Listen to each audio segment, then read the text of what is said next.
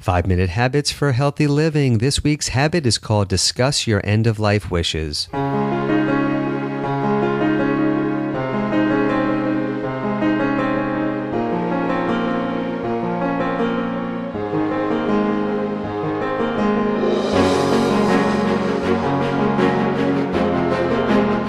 Hello, this is Dr. Brian Morris, and welcome to 5-Minute Habits for Healthy Living, where you will learn the tools to practice a healthy lifestyle 5 minutes at a time.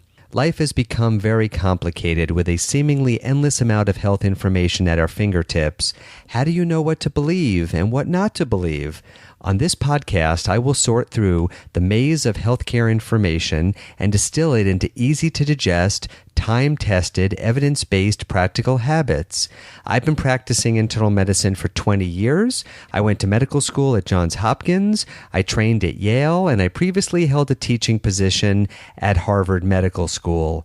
I currently practice medicine and hold a teaching appointment at UCLA Medical School here in Los Angeles, where I teach these habits to medical students, house staff, doctors, and of course, to my patients. Before we get to this week's habit, I'd like to remind you that the information contained in this podcast and at 5minutemd.com is intended solely for educational purposes and should not be used to diagnose, treat, or prevent any health condition or illness.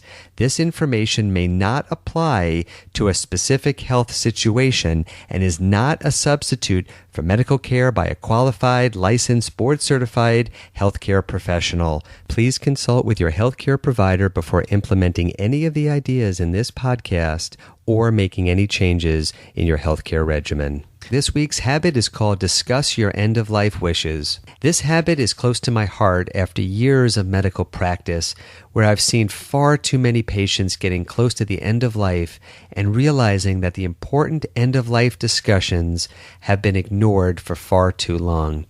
No one enjoys talking about death and how the end should be handled.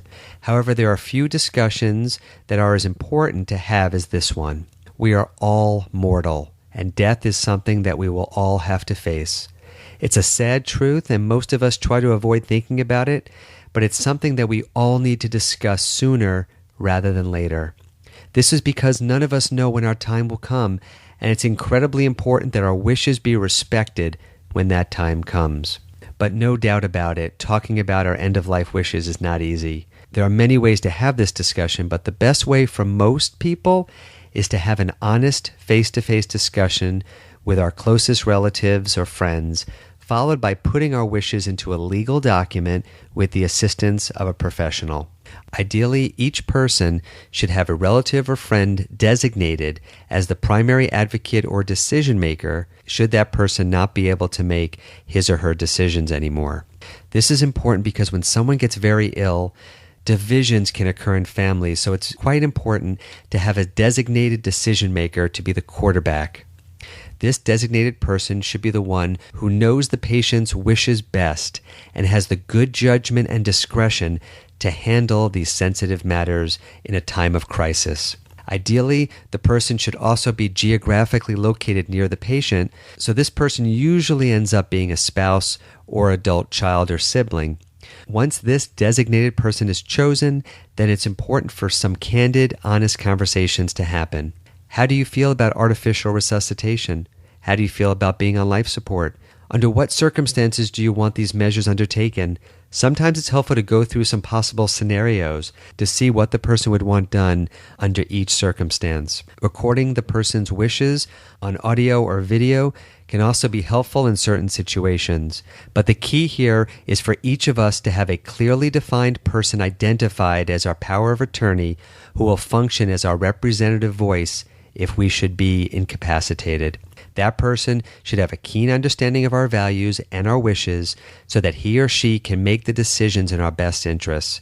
And finally, it's best to meet with an attorney well-versed in these issues so that all of this can be properly laid out in a legal document well in advance of any problems arising. Thinking about this and discussing this in advance helps to make sure that our wishes are respected even when we are not able to be our own advocate.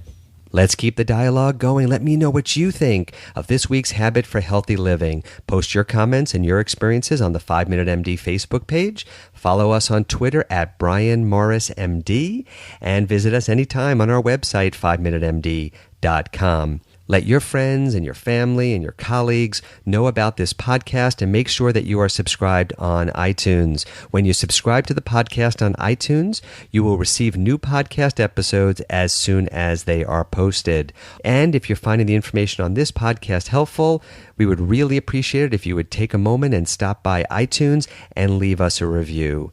Thank you so much for listening, and remember to make today count. I will see you at the next 5.